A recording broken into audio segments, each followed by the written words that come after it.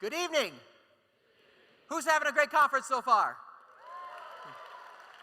It's such a delight to be back here. I remember who was at the very first Thirst Conference? I think it was 2013. So I remember being here, and that was an amazing gathering. So when I heard they were doing it again, and they invited me, I said, I want to come back up here. It was such a wonderful event. So what a surprise that was. And, you know, life is often full of big surprises. Have you ever been really surprised by something you just didn't expect it? I want to tell you a fun story. Each year, I'm blessed I get to go to Rome every year. I studied in Rome. I'm half Italian. I love going to Rome, and I'm so always thrilled to take pilgrims on a pilgrimage to the great city. And we see many sights, and it's wonderful. And I take my kids with me when they turn 9.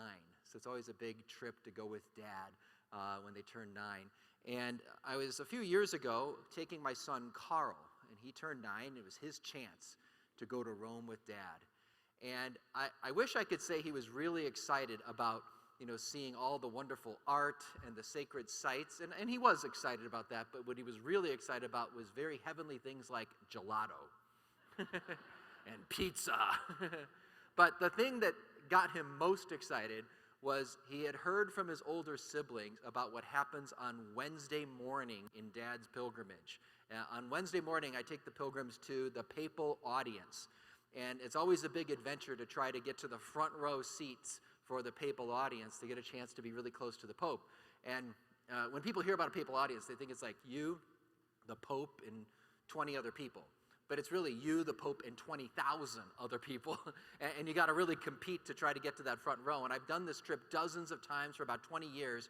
And I have people have different positions and different routes they run. We run the option. It's really amazing. But for 20 years, we've always successfully 100% track record of getting to that front row. And Carl wanted to continue the tradition. And so we got up really early that morning, and we were there with our group. We ran the routes, and then Carl and I were some of the first people running into St. Peter's Square. We're standing on the chairs in the front row, and all of our group files in, and we owned the first 2 rows in St. Peter's Square that morning. It was awesome. And we're all high-fiving each other. We're taking pictures, sending messages back home. We're praying in thanksgiving to Our Lady of Victory. It was amazing. But if you've ever done this, what you realize is about 8:30 in the morning, and you've been up since about 5, and the Pope doesn't come out for 2 more hours. So after a while, the adrenaline starts to fade, and you sit down. And what do all my pilgrims do? You know what they do? They say, I'm going to pray. I love it. I'm going to pray. And you know what happens, right? When they after they've been up so long, and they sit down and they pull out their Bible or their little devotional book. After about 5 minutes into their prayer, what are they doing? They're dozing off. And I was dozing off in the middle of my prayer time as well. But I suddenly woke up because I heard a roar of cheering and screaming in St. Peter's Square. And I didn't know what was going on. I'm looking around. I see everyone's pointing over there. And I look and I see, oh my goodness, it's Pope Francis coming out 45 minutes early. Everybody, wake up, you don't want to miss this. We worked really hard for this. And the Pope's coming, and he's turning the corner, and he's starting to come down our road toward us, and then the Pope Mobile stops. Why is he stopping? What's he doing?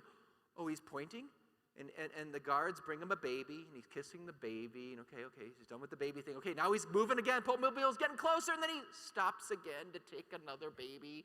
Like, come on, Pope, we want to see it. And he keeps coming. Now he's getting really close. I pull out my phone. Remember, I got a little video thing going on here, and I'm watching. All of a sudden, the Pope Mobile stops right in front of me. And I see him through my camera. He's pointing. And I'm thinking, he's pointing at me. But the next thing I see on my video screen is this. I see my son Carl, my 9-year-old boy, being lifted over the barricade by the security guards to be put into the back of the Pope Mobile to get a blessing from Pope Francis. And I'm getting all this on video. It's amazing. And the Pope kind of taps him on the head, gives him a little kiss, puts 2 hands on his forehead, traces the sign of the cross. I'm thinking, this is so awesome. I'm getting this all on video, and I can't wait to talk to Carl about it. But I never got the chance. I never got the chance. Because the next thing you see, if you watch this video, it's on my website, you can see this video, you see all of a sudden Pope Francis takes off with Carl in the back of the Pope Mobile. And he just starts driving away. And I'm thinking, wait, that's my boy. That's my boy. And then Pope Francis turns the corner, and I can't see my son anymore. And I'm wondering, what's going on? Pope Francis just kidnapped my boy. And we're trying to follow. We're looking down the big jumbotron. We say, oh, I think he's by the obelisk now. And we're wondering what's going on. Pope Francis just keeps driving and driving for 20 minutes. Carl's driving around St. Peter's Square in the back of the Pope Mobile. Eventually, they dropped him off and we got Carl back. But it was an amazing, magical ride in the back of the Pope Mobile. I've seen popes take little babies and kiss them before. I've never seen him take a 9-year-old boy, much less drive off with him in the Pope Mobile before. But life is full of many surprises, and sometimes those surprises have to do with our own faith. That we could be surprised at something new we discover and we realize, I grew up Catholic and I never realized this about the Catholic faith. Or maybe I wasn't Catholic and then all of a sudden I learned something about Catholicism and I said, I didn't know that. That's beautiful. That makes sense. Our faith can surprise us. Sometimes the surprises can also be sad. And we sometimes wonder, why did this happen? This didn't turn out the way I wanted. Where is God in the midst of this? There's many different kinds of surprises. And I want to start off tonight. I want to take a look at some of those surprises in our faith as we're here at this conference. But I want to begin, if we could, with a word of prayer. Can we call on Mary on this Saturday? Do you all love Mary? Let's ask Mary to intercede for us on this Saturday as we begin. In the name of the Father, and of the Son, and of the Holy Spirit, amen. Hail Mary, full of grace, the Lord is with thee. Blessed art thou among women, and blessed is the fruit of thy womb, Jesus. Holy Mary, Mother of God, pray for us sinners, now and at the hour of our death. Amen. In the name of the Father, and of the Son, and of the Holy Spirit. Amen. So here's my question for all of you. How many of you are into gardening? Any people like gardening out there? Okay, got a lot of gardeners there. I want to tell you about my mom. My mom is from Italy. She grew up in Tuscany, and then she moved over to Chicago after World War II. I grew up in Chicago, in the suburbs of Chicago, and my backyard was like Little Italy. It was like the botanical gardens. There's all these different colors coming up, different seasons of the year, and we had all these fresh fruits and vegetables. It was amazing. But there's one very important lesson that I've learned about gardening, and that is this. Gardening is not genetic. Gardening is not genetic. My mom is a green thumb. I'm a black thumb. I'm really good at killing things. So when I moved to Colorado 13 plus years ago, my wife and I moved from Kansas to Colorado 13 years ago. I live in Denver area now. I had a neighbor who was just like my mom. He had all these amazing plants and flowers and fruits and vegetables growing. It was incredible. And on the edge of our property, there was a fence, and coming up underneath the fence on my side were a bunch of plants. And I didn't know what those plants were, so I asked my neighbor, I said, what are these? And he says, oh, those are raspberry plants. Those are raspberry plants. So I'm going to click. I'm trying to click. It didn't go on here. There we go, the raspberry plants. All right, there we go. So I asked my neighbor, tell me, what do I need to do to take care of the raspberry plants? So we don't need it on there anymore. We can just have the slides go for, if you count 5 seconds, then you can move to the next slide. It's great. There we go. All right. So I asked my neighbor, what do I need to do to take care of these plants? I'm thinking, oh no, I've got this responsibility. I'm really bad with plants. And my neighbor says, oh, raspberry plants, they're really hardy. You don't need to do anything. They'll take care of themselves. And I thought, cool, that's my kind of plant. So that first summer, my kids were really enjoying the raspberry plants. They were giving me all these reports each week. Dad, there's little berries coming out. Dad, the berries are changing color. Dad, they're turning red. Dad, they're ripe now. Dad, thank you so much for the raspberries. And I'm thinking, shucks, I'm such a good gardener. We enjoyed those raspberries that first year, but the next year my neighbor moved away. I still had my raspberry plants, but he wasn't there for me to ask him questions, and we had a particularly hot and dry summer. There was a big drought in Colorado, and my plants were struggling.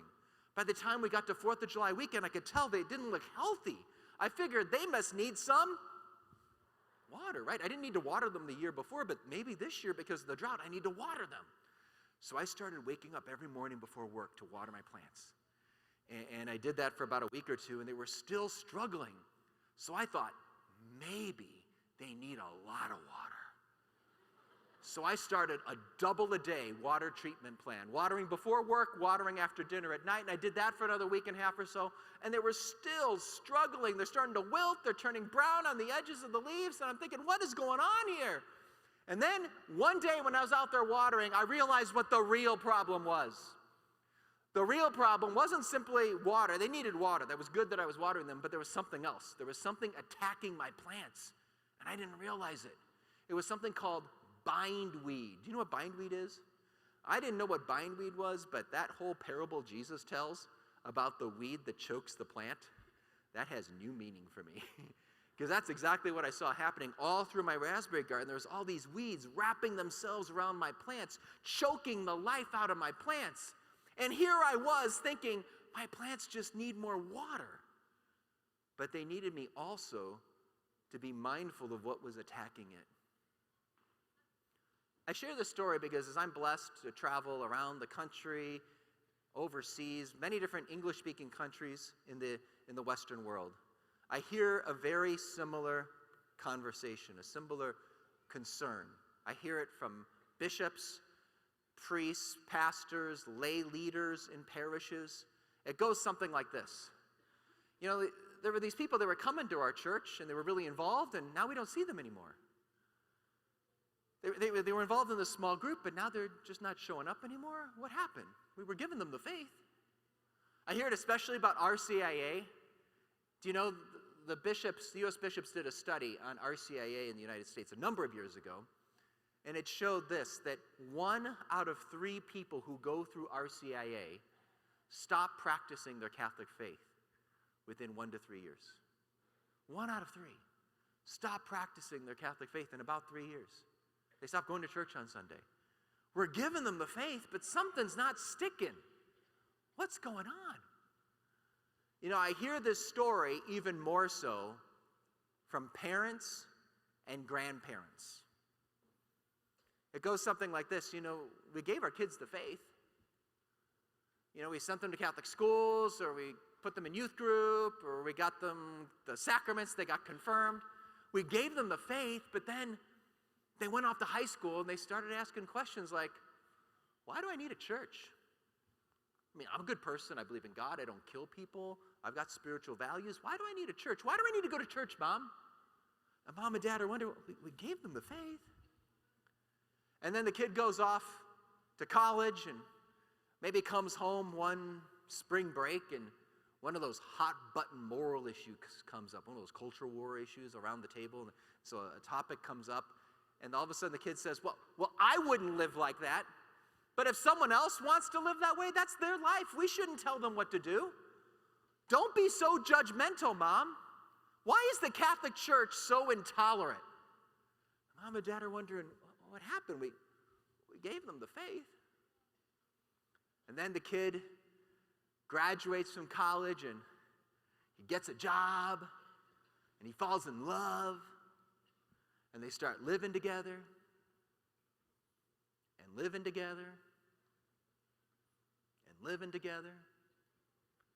And then one day, Mom and Dad go up to them and says, hey, have you ever thought about marriage?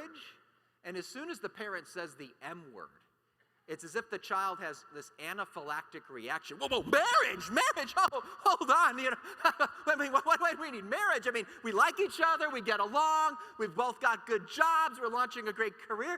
Why do I need some certificate from some church? How many of you have heard stories like that in our culture today?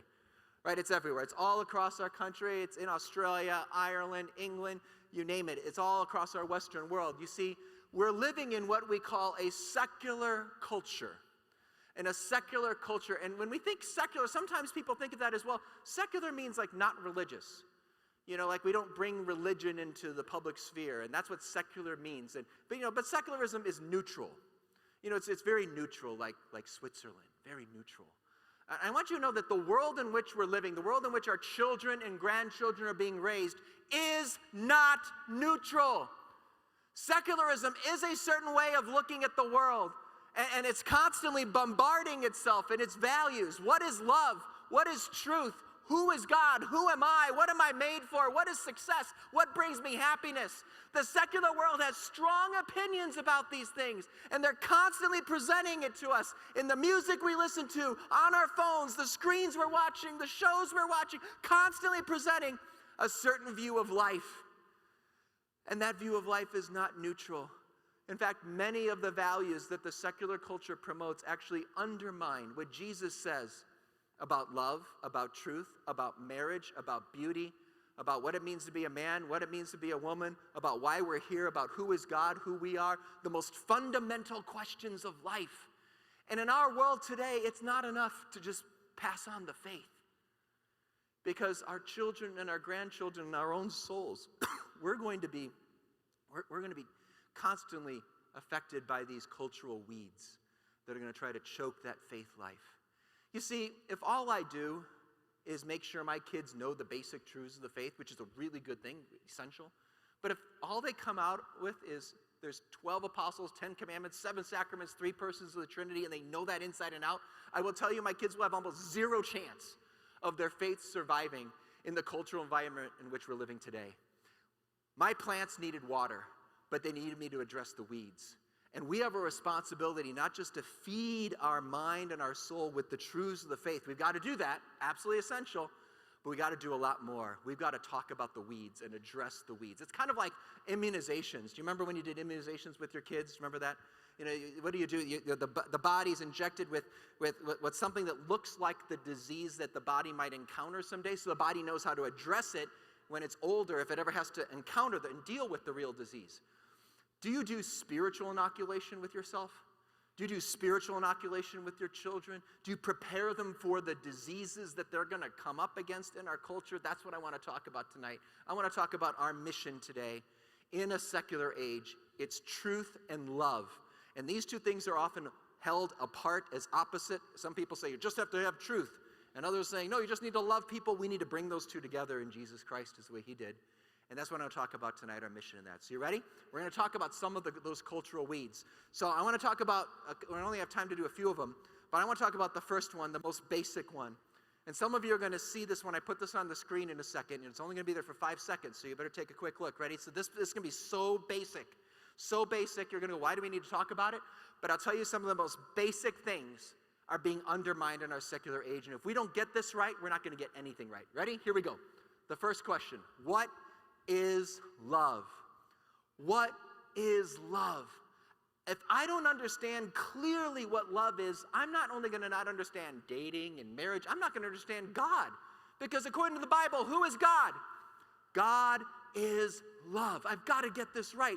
But our culture has a skewed view of love, a very shallow view of love. You know, when we use the word love so loosely in our world today, we say things like, I love coffee. I love steak. I love pizza. I love bacon. Or we say things like this, like, I love the Chicago Cubs. Or I love the Denver Broncos. We use this word so loosely, but think about it. If I say, I love coffee, I love steak, I love bacon, I love the Cubs, and I turn to my wife, Beth, and I say, hey, honey, and I love you too, what does that really mean? I think when our culture uses the word love, what we mean is this: you do something for me. You do something for me. That's what I think love is in our secular world. How many of you love coffee? Any coffee lovers out there? Oh, I love coffee. I love coffee. I love the taste of coffee. I love the smell of coffee.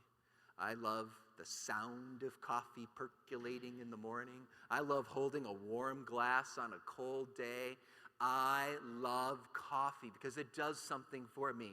I love the taste. I love how it wakes me up in the morning and gets me ready to go. I love coffee. Coffee does something for me. How many of you love a good juicy steak? Really good steak, medium rare, maybe a filet mignon. You put some sauteed, maybe mushrooms on top. Oh, I love a good tasty steak. And I get a big plate of steak, and it does something for me. It satisfies my taste buds. It satisfies my cravings. It satisfies my appetite. I love steak. But here's the deal. Once I'm done with that cup of coffee, And once I'm done with that plate of steak, the love affair is over and I move on to the next thing that's going to do something for me. That's the culture's view of love. And young people take that view of love and they apply it to the people in their lives. And so what is love? When boy meets girl and they think they're in love and they're falling in love, what does that mean? It means you do something for me. I love you means you do something for me. Like those love songs like, you make me feel so good. I can't live without you. Yes, you can. You lived 18 years without this person. You really can. But it's like I'm just swept away by emotions. You give me these romantic, powerful feelings. You do something for me. Or what is love? Love, I'm not lonely anymore. I'm tired of being single and alone. And you do something for me because I don't feel alone. You do something for me. Or love is sexual pleasure. You do something for me. Like Ed Sheeran love, the popular musical artist, Ed Sheeran. I'm in love with your body. I'm in love with the shape of you. And though my heart's kind of in it too, it's really just about your body, he basically says. He reduces love to this, a woman is not a woman, she's just a body that I can exploit for my own sexual pleasure. That's what love is, according to Ed Sheeran. Now, not picking on Ed Sheeran. He's got some other good songs. For those that know Ed Sheeran, I would just say that one is far from perfect. Let's just say that one, okay? But here's the deal. A woman deserves to be loved for so much more than her body. And yet this is what our culture is shaping our mind with. What is love? You do something for me. You give me feelings. You make me not feel alone. You give me sexual pleasure. That's love. That's not real love, though. That's the secular world's view of love. Who knows what real love is? Anyone know what real love is? What's the definition of love? According to the Catechism, quoting the great St. Thomas Aquinas, what is love? To will the good of the other. If you don't remember anything from tonight's talk, please remember at least the definition of love. To will the good of the other, to seek what's best for the other person. Real love is outward looking. I'm looking out at the other person. I'm seeking what's best for you. Secular love is self-centered. What do you do for me? You give me feelings. You make me feel not alone. You give me sexual pleasure. It's about what you do for me. Real love is not like that. Real love is outward looking. It's the love that Jesus exhibits on the cross. When Jesus is on the cross, he's not up there going, you make me feel so good. Real love hurts, involves sacrifice many times. He laid down his life because he was seeking what's best for us, our salvation. Now, what's really fun, it's been great meeting so many university students here from UMary. How many UMary people out there? Let me hear a round of applause. Okay. Yeah. And my work with Focus, I'm so blessed to work with thousands and thousands of college students around the country and overseas. And it's so fun meeting this younger generation because they have a sense that what the world is offering for love doesn't really add up. It's not working. And so they're longing for a different view of love, authentic love. And they've heard a lot about John Paul II and his theology of the body. And they're all excited about this is a better way of looking at love and sexuality and marriage. And I love their enthusiasm. It's awesome. But I got to be honest, when I talk to them, even though they know that this is kind of messed up and JP2's vision is much better, they still breathe this stuff in all the time. They listen to Ed Sheeran. They listen to all this stuff. They take this in. They watch all these shows, and it still kind of shapes it, but in a Catholic way. Like, what do I mean by this? They kind of go, they'll say things like this, we don't do dating. We do courtship with a capital C. It's really serious. Yeah, and they really hyper-emotionalize, romanticize what love is. So it doesn't look like the Hollywood movie, but it looks Catholic, but it's still the same kind of thing. Like they'll really emotionalize, romanticize love. They'll say, we went out for coffee, and now we're going to discern the relationship. We're going to do a 54-day novena to discern if God's calling us to go out for coffee a second time. I mean, it's routine to take this really seriously, And then they get engaged, and they're going to have a big Catholic wedding, and they're all excited. It's going to be really Catholic, and we're not going to do marriage like the rest of the world. No, we're going to do theology of the body marriage, and it's going to be great. It's going to be really holy, and Jesus is going to be in the middle of our marriage. It's going to be so special, and we're going to have lots of babies because we're going to be really open to life, and it's going to be really Catholic. And every night, the kids will go down to bed, and we'll sit by a fire together. And we'll hold hands and sip some good red wine. And we'll gaze into each other's eyes. And we're going to whisper sweet quotes from Theology of the Body to each other.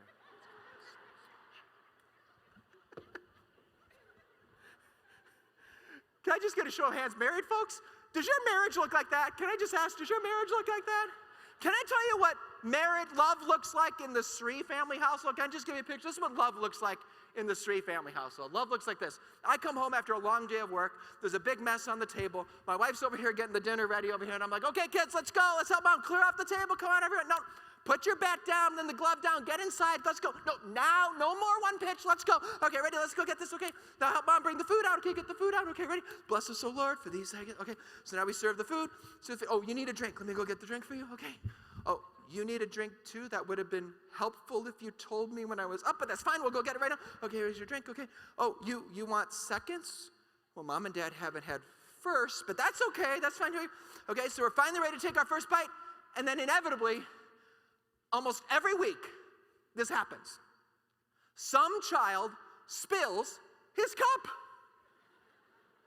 I don't know why this is so complicated. Why do you have to knock over the cup? Every week somebody does it. It could be my 18-year-old or my 3-year-old. Someone's going to spill the cup.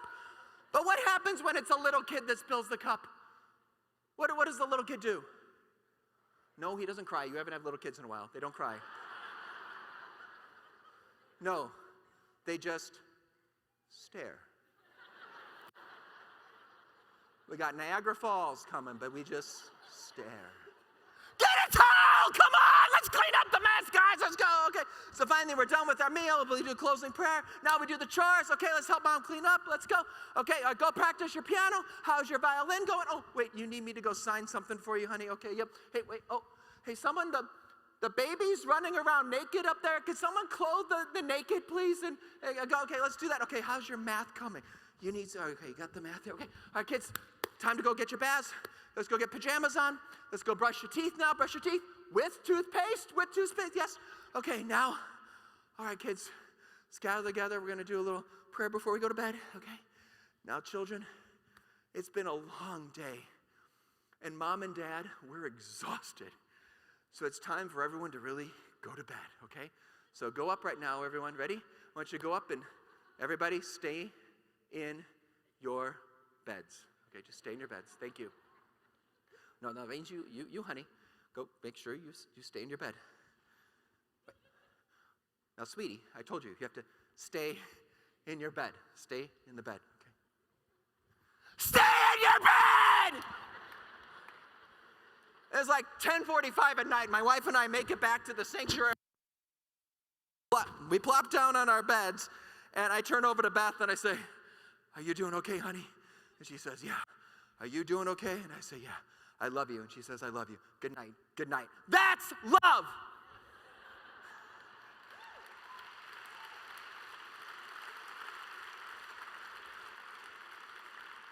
Real love is not gazing in each other's eyes and saying, "You make me feel so good." Real love is not so self-centered, trying to create a romantic moment so that you give me a feeling. Real love is not so self-centered. Real love is not looking at myself and what feelings you give me, it's looking outward. Real love between husband and wife is not about gazing in each other's eyes, making each other feel so good. Real love is actually standing shoulder to shoulder and looking outward to serve something so much bigger than ourselves. That's what real love is. Shoulder to shoulder, looking outward, and serving something bigger than ourselves. Whether it's our community, our parish, the poor, but if you're blessed with kids and marriage, then it's serving them 24/7. That's what real love is. We need to talk about love. Amen? Are you going to talk to your children about love? Are you going to talk to your children, your grandchildren, your friends about what real love is? About this is what the culture says love is, but this is what real love is, and this is why this is so much better. This is why this fulfills the desires of your heart. This will never fulfill what God made you for. Will you talk to your children about this? Because if you don't, you need to know that the secular world is talking to them all day long. all day long, and what they listen to, the YouTube videos they watch, what they're watching on Netflix and Amazon Prime or whatever, all the shows they're watching, it's constantly presenting a certain view about love. If you don't talk to them about love, just realize someone else is spending countless hours with them, painting a picture of love in their mind and in their hearts that's going to lead them to unhappiness unless you intervene. Let's talk about love. All right, I want to talk about another topic now. We're going to go next slide. Ready? 5 seconds. You get 5 seconds to look at the next topic. Ready? 1, 2, 3, go. Is there moral truth? Is there moral truth? You know, we live in a world that says there is no truth. Everyone gets to make up their own truth. What's true for you is not true for me. This is the culture of moral relativism. It's the idea that truth is relative. In other words, there's no truth that's true for everyone. That's the culture in which we live. And so if we want to be convinced that there is really right and wrong in this universe, and we want our children and our friends and our coworkers and family to be convinced there really is right or wrong in the universe, how do we do that in a culture of moral relativism that doesn't believe there's any truth? In a culture that believes everyone should make up their own morality, their own reality, their own truth. How do we talk about morality in a relativistic age? I'm going to give you about three points here to work through. First one, I want you to repeat after me. Ready? Law equals love. Say that. Okay, I need you to say it with a little more gusto. Ready? Law equals love. The reason I'm having you repeat that isn't to have a pep rally. But I want it to really be ingrained in your mind and your memory, because the last thing our secular world thinks about when it hears about the church's moral teachings, the last thing the secular world thinks about is love. And if we're going to be successful in understanding the moral life from Jesus and the church and passing it on to the next generation, we have to frame all of the conversations around love. Because everything the Catholic Church teaches, especially in the moral sphere, everything the church teaches is all about love. Pick your moral issue. I don't care your background, whatever, but pick your moral issue, whether it's abortion, the definition of marriage, immigration, care for the poor, euthanasia, what it means to be a man or a woman. What you pick the moral issue, everything the church teaches on these things is all about love. It comes from the God who is love, who created us freely out of love to share in his love.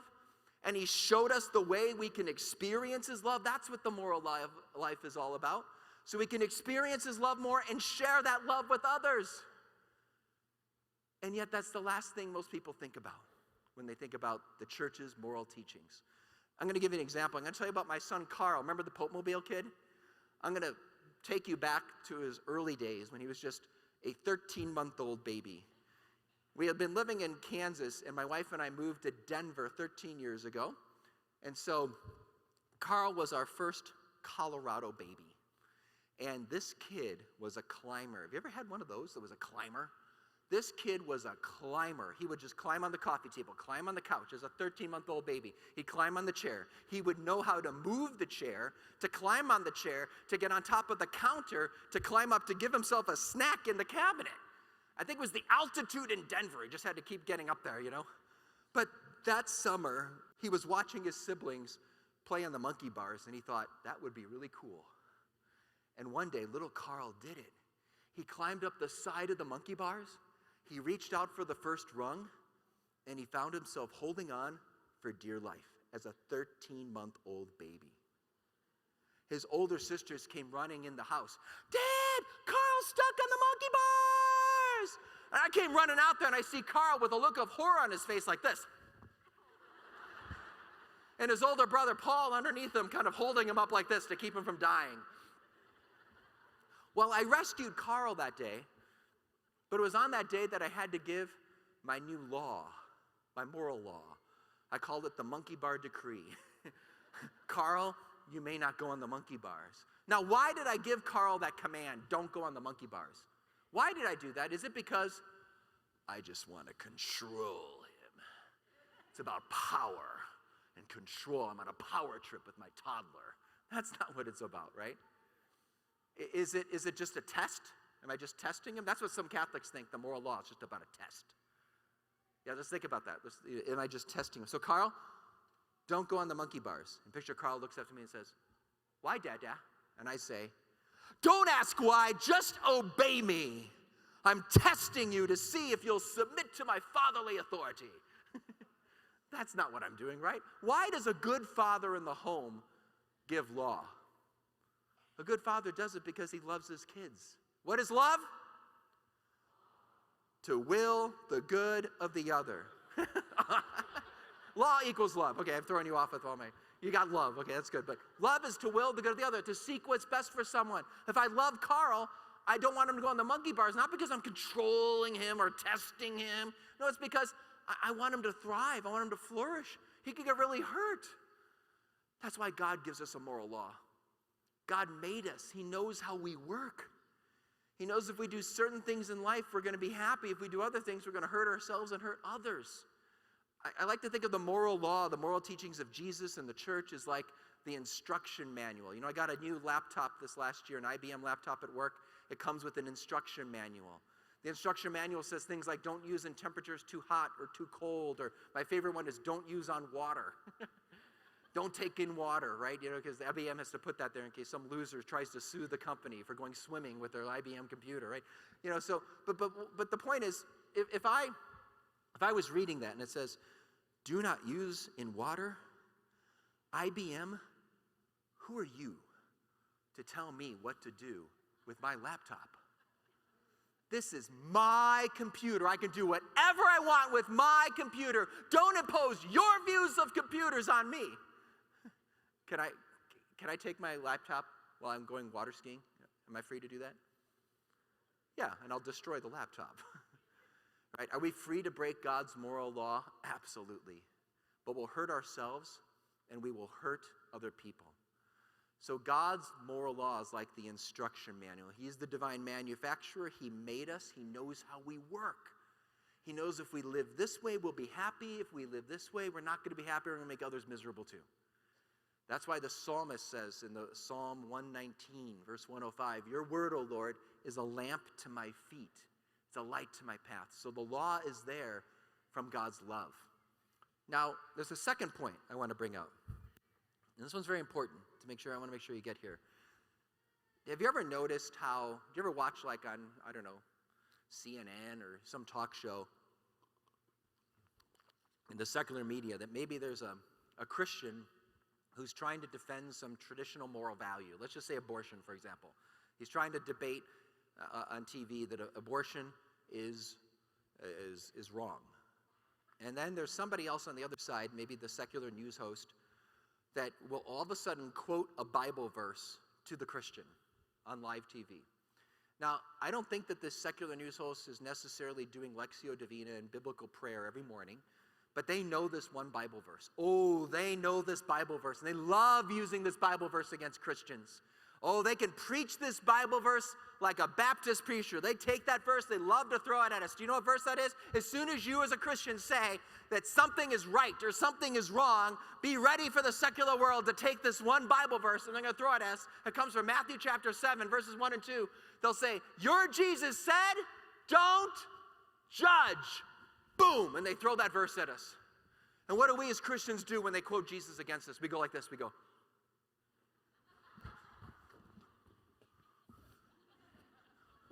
We hide. We don't know what to do. They're like, oh no, they're quoting Jesus. I want to help you with this. What is Jesus talking about when he says, don't judge? It's true. Jesus, in the middle of the Sermon on the Mount, Matthew 7, says, don't judge lest you be judged.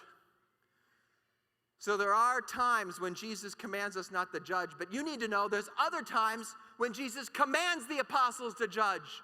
Later in that same gospel, Jesus tells the apostles they're going to sit on 12 thrones and judge the 12 tribes of Israel.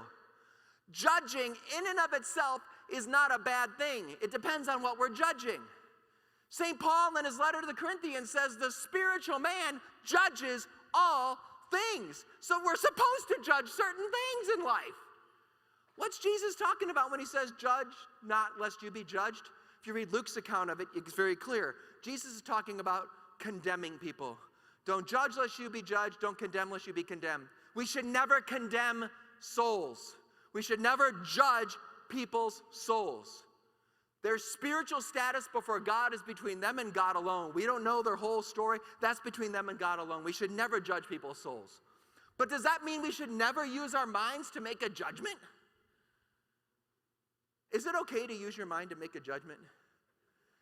Denver's supposed to get a blizzard tomorrow. I'm going to be flying back to Denver, God willing. I may stay with you all a little longer, but we'll see.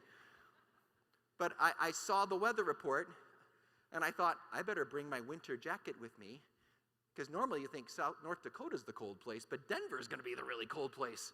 And so I made a judgment. Does that make me a mean, arrogant bigot because I decided to get my coat?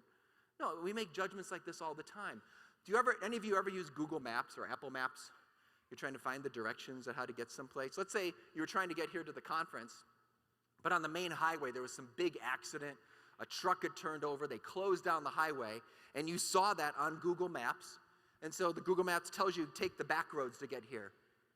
If you did that, does that make you a mean, bigoted person? That you used your mind and made a judgment, I better not take that road, right? That's not a problem. We do this all the time. God gave you a mind. He wants you to use it. But I want to go a step further and ask you this. Is it okay to use your mind and make a judgment about other people's actions? Can you do that? Can you judge other people's actions? Well, I see a lot of people nodding and saying, I thought this is a Catholic conference. Isn't this a Catholic conference? Don't you know Jesus said, don't judge?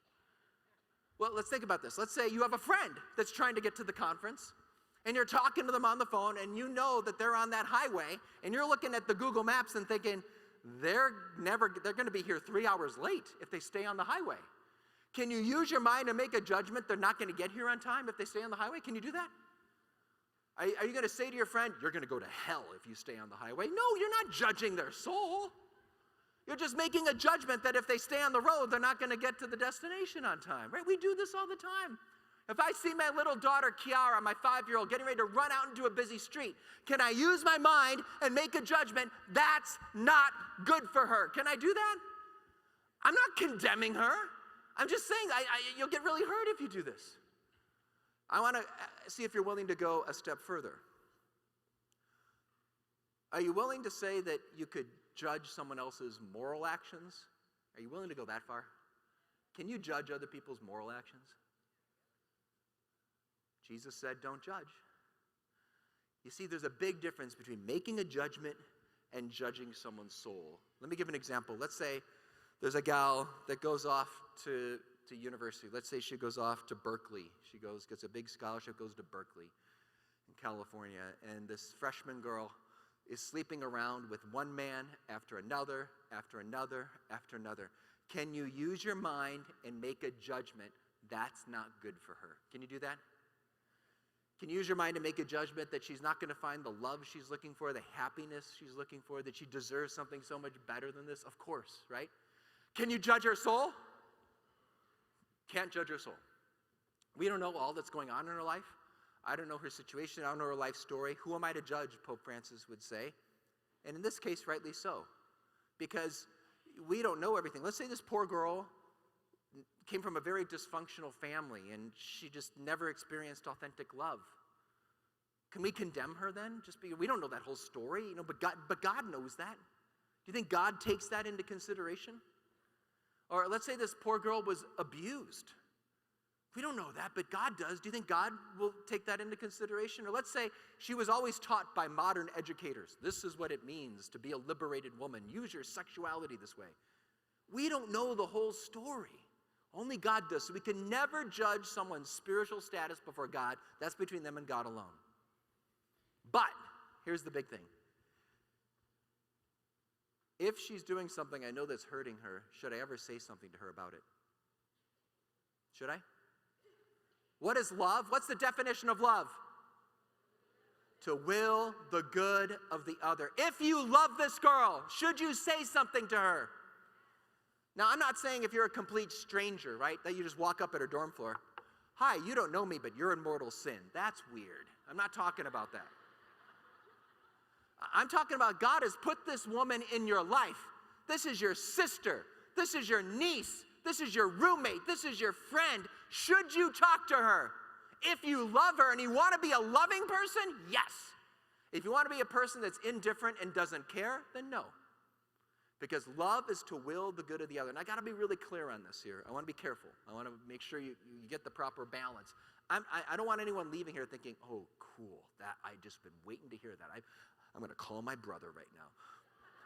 Brother, I've been waiting to tell you for years, and Edward III came to Bismarck, and he told me I should call you and tell you all your sins. I'm not saying you should do that.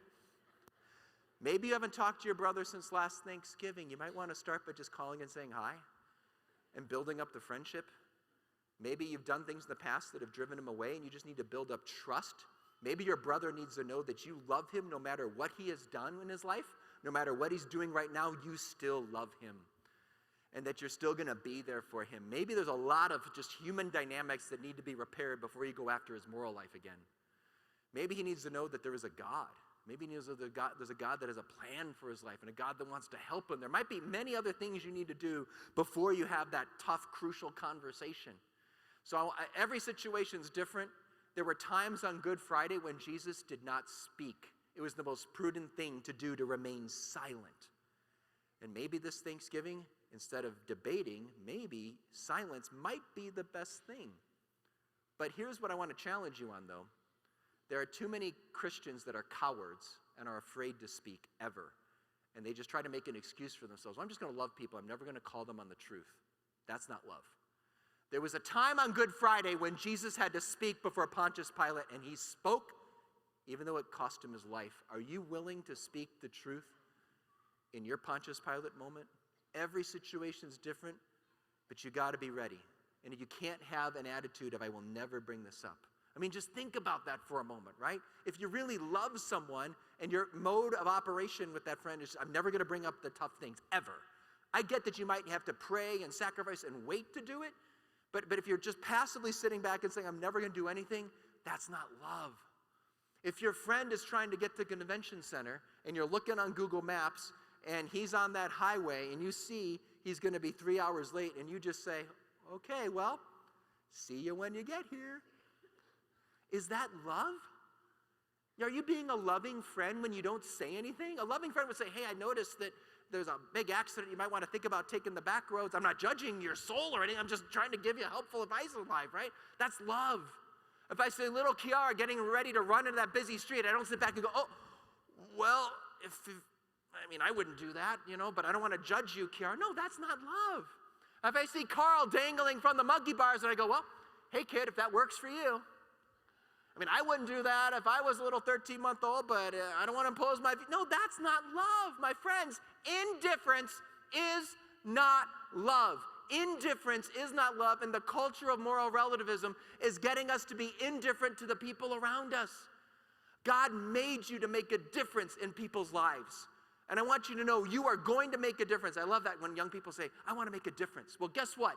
You all are going to make a difference. The question is, will it be a good one or a bad one? You're all going to have impact on the people around you. Will it be a good impact or a negative impact? That's the real question. So when you have a chance to love someone and share the truth, will you share the truth with love and mercy and humility? Or will you hide and cower and cover up your light in a world that desperately needs light today? So there's a big difference between making a judgment and judging someone's soul. We never judge anyone's soul, but we should always make judgments about our own lives. And we can look out in the world and make judgments when someone we see in our life is on the wrong road in life. The loving thing to do is to help them to get back on the right path. But I want to give you one last thing, one last point to help you as you're navigating all this. Thanksgiving's around the corner. Can you believe that? It's already Christmas at Walmart, but Thanksgiving is around the corner. And sometimes when you're with family dynamics and friends, do you ever notice, sometimes weird conversations come up? And just picture, maybe it's this Thanksgiving, and Aunt Sally's there. There's Aunt Sally again, and she always hits up some topic, to poke at you about your Catholic faith. And let's just say, Aunt Sally, you're talking about something, and you say, abortion is wrong, or marriage is between a man and a woman, whatever moral issue, and all of a sudden, Aunt Sally says to you, why are you Catholics so judgmental? Why are you being so intolerant? What do you do in that moment? What do you do in that moment? I want to give you one little line that you can take away. One little line you can keep in your pocket and you can have for Aunt Sally or somebody around the water cooler at work. Whenever this comes up and someone accuses you of being judgmental, what's a nice way to kind of like change the conversation in a positive way? So imagine it goes like this. You say, abortion is wrong. Aunt Sally comes back and says, why are you so judgmental? And you come right back and say, excuse me, Aunt Sally, are you judging me?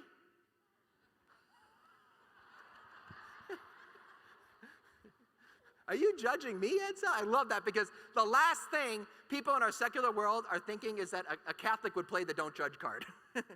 But in all seriousness, I'm not doing that to be funny. I'm actually doing that because I want to get to the real issue. I want to get to the deeper issue. The real issue isn't abortion or the definition of marriage or care for the poor, whatever it is. That's not the real issue. There's more deeper fundamental issues. Do you believe that there is moral truth? That there is a moral structure to the universe? There is real right or wrong? And I want to talk to Aunt Sally about that, because I can never really advance the ball on abortion or euthanasia or whatever it is until she can at least admit there are some things in this universe that are wrong and wrong for everyone all the time. And there are some things that are good.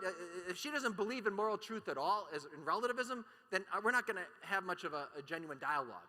So picture the conversation going like this. Abortion is wrong. Why are you so judgmental? You come right back, excuse me, Aunt Sally, are you judging me? I feel like you're judging me. I feel like you think I'm a mean, intolerant, judgmental person. And then as soon as you say that, Aunt Sally will probably be a little flustered, because the worst sin in the secular world is to be judgmental. And she's never been accused of this before. And she's a little flustered by this, but she'll probably eventually come back and say, well, but you were trying to say abortion's wrong for everyone. And that seems to be judgmental. That seems to be arrogant, like you're trying to impose your views on everyone else. And as soon as she says that, now you've got her. Now you can have the real conversation. You can say, oh, Aunt Sally, it sounds to me like you believe in moral relativism, like the lenses you wear to look at the world, to look at reality, look at life, the lenses you wear, you believe that your lenses are that there's no moral truth. There's no moral structure to the universe. There's no real right or wrong, that everyone makes up their own truth, their own morality, their own reality.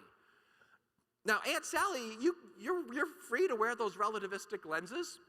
And we could be friends, and I'd love to hear more why you'd want to wear those lenses, but you haven't convinced me that those are the best lenses to work. I'm just not convinced of moral relativism. I'd love to hear why you are. Let's talk about that, Aunt Sally. But the one thing I'm going to ask Aunt Sally is that, while you're free to wear these glasses, if you want to believe in moral relativism, if you want to have faith in moral relativism, you can do that, Aunt Sally, but please, Aunt Sally, do not impose your faith in relativism on me.